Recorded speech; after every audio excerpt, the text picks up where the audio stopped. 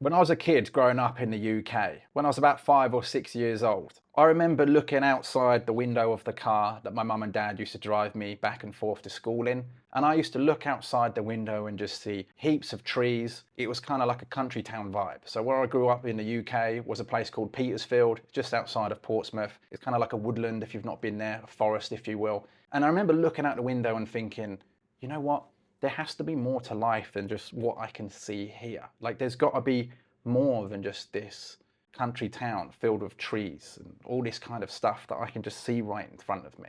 And I think this was the moment when I look back where I started moving towards this path to achieve freedom. Because even then, when I was 5 or 6 years old, I was always looking for a new environment, something else that was out there. And this kind of thinking has followed me throughout my life. When I was about 9 or 10 years old, my parents came to me, my brothers, my sister, and they said, hey, we're going to move to Australia.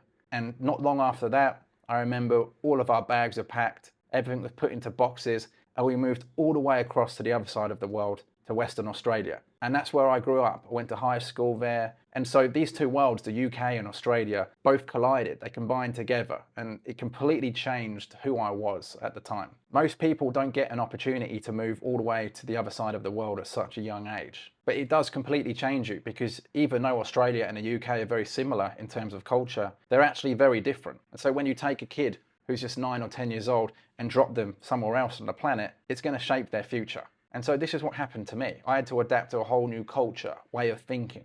And it was very hard for me at the time. I remember resenting my mum and dad for many years because of this. I didn't get a choice. Nobody asked me if I wanted to leave my friends, my uncles, my aunties, my cousins, all behind and live somewhere else. And it took me a little bit of time to actually adapt to this new culture. But looking back, it was one of the best things my mum and dad could have ever done for me, because it's something that most people simply don't get the chance to do.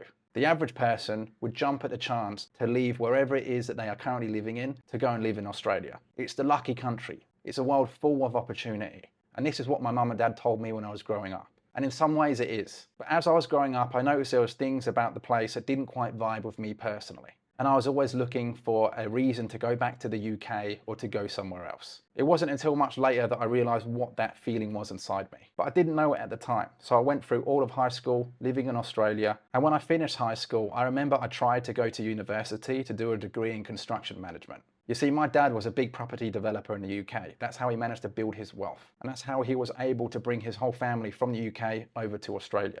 We got citizenship because he was able to use that money to buy a business in Australia in order to tick off the boxes to qualify for the citizenship. So I looked up to my dad because of that. Throughout my youth, I wanted to follow in his footsteps. I wanted to have a business of my own, or maybe even be a property developer. And so when I finished school, I applied to do a degree in construction management, but unfortunately I didn't get the grades to do that. So I had to go with my second option, which was international relations. And this was another turning point in my life, because when I chose that degree, I also decided to do it back in the UK. So I actually moved from Australia back to the UK to do a degree at Leeds Metropolitan University in international relations. And that 4 years totally changed my life. It was the first time I went to live in a different country on my own, on the opposite side of the world to where my family was. So I had to learn to do everything on my own.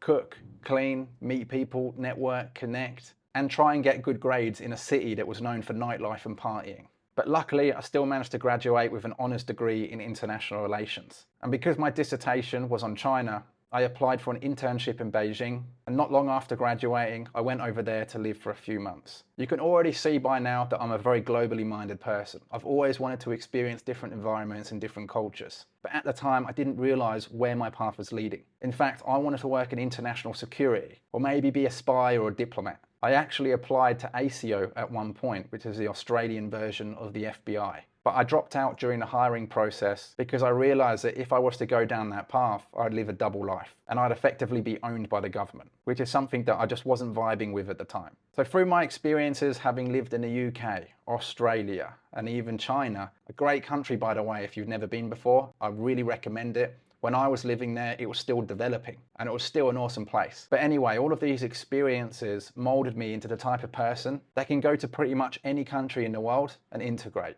And the reason for that is because I always wanted to be free. When I finished the internship in China, I went and got a normal 9 to 5 job in Australia, just like anyone else would, because that's the path, right? You finish university, you get a 9 to 5, you climb up the ranks, you save money, you get married, you buy a house, you have kids. That was the path I thought I had to follow. But I realized very quickly that it wasn't a path that was destined for me. You see, I didn't like the idea of having to ask my boss to go on vacation. I hated going on the bus and the train and getting herded into work in the city with everyone else that was wearing suits, shirts and ties, and looking at people's faces who were much older than me, who just seemed like they hated life. I didn't want to become that. And I remember during my lunch breaks, I would go on YouTube and I'd look at some of these big influencers, people who are now just absolute superstars. I remember watching these people on YouTube and thinking, man, if they can do that, why can't I? How is it possible that they can make so much money online? Why do I have to sit here eating my lunch? Someone's timing me to make sure I don't eat for too long, saving my money for everything,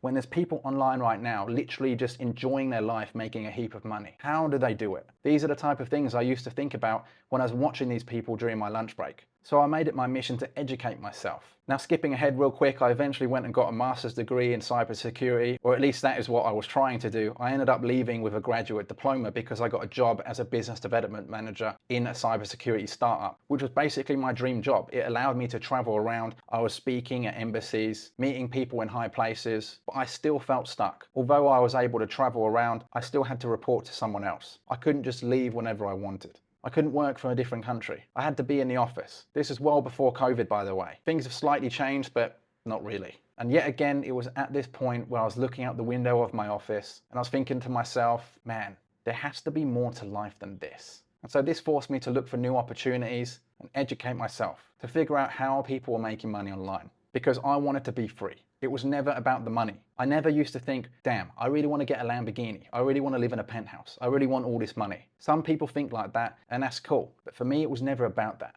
I just wanted to be free because I was already on a good salary. I was making $90,000 a year plus commissions as a business development manager. In fact, I was the head of business development, so the commissions, there was just no ceiling. I could have made a heap of cash. This was a cybersecurity startup. They were brand new at the time, but now I know they're making a bit of money. That could have been me, but I wasn't bothered about it.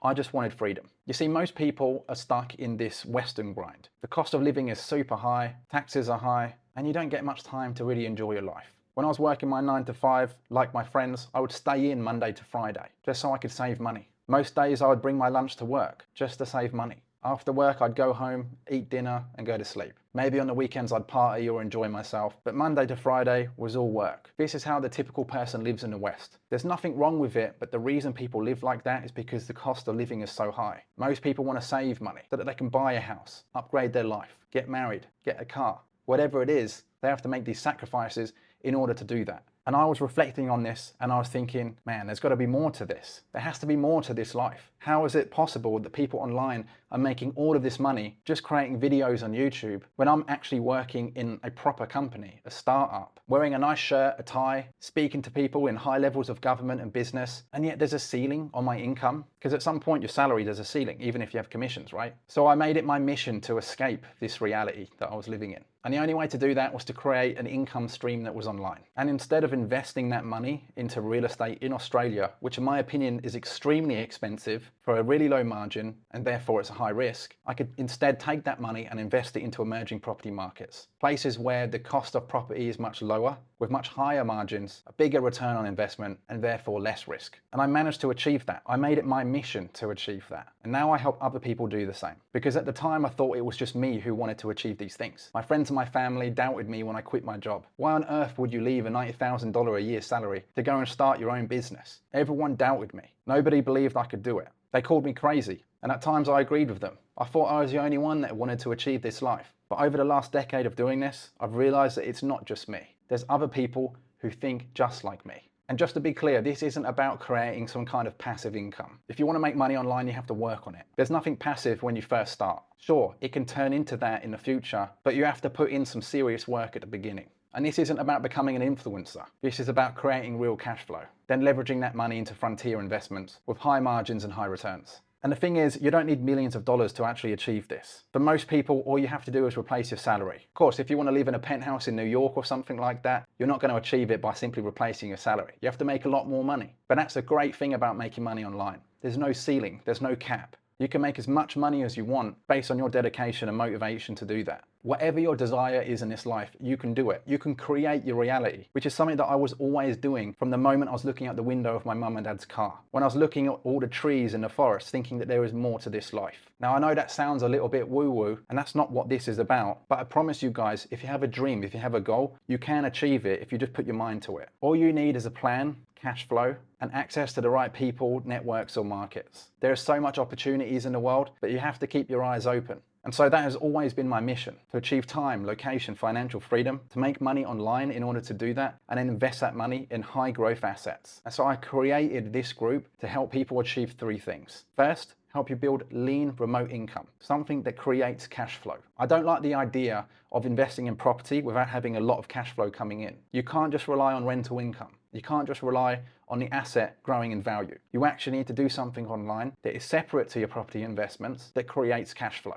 So that's the first thing that we want to do. Next, you want to move your life and your business abroad. Now, do you have to do this? Certainly not. But for most people, they want to leave where they're currently living to lower their living costs, save more money, and therefore invest in bigger and better things. One of the reasons why I left Australia is because the cost of living is so high. I would never have been able to start a brick and mortar business in Australia and make it successful because of all the rules, the regulations, high wages, high lease costs, the list goes on. So that's why online is so important. You can start with nothing and it's super scalable. And then if you want to, you can move somewhere else to lower your living costs or legally reduce your tax bill. Now, I'm not an accountant or a financial advisor, but if that's something that you want to do, once you have enough cash flow, then you can achieve it. The third thing this community will help you do is invest the money that you make or save into high growth assets in emerging markets. That can be businesses, but typically it's going to be property. Now, yes, you can invest locally where you're from. It's going to be totally up to you at the end of the day, but based on what I can see in the world, the margins and the returns are better elsewhere. But that's something you can figure out once you're at that stage. So guys, that is the secret to achieving time, location, and financial freedom. This is the mission.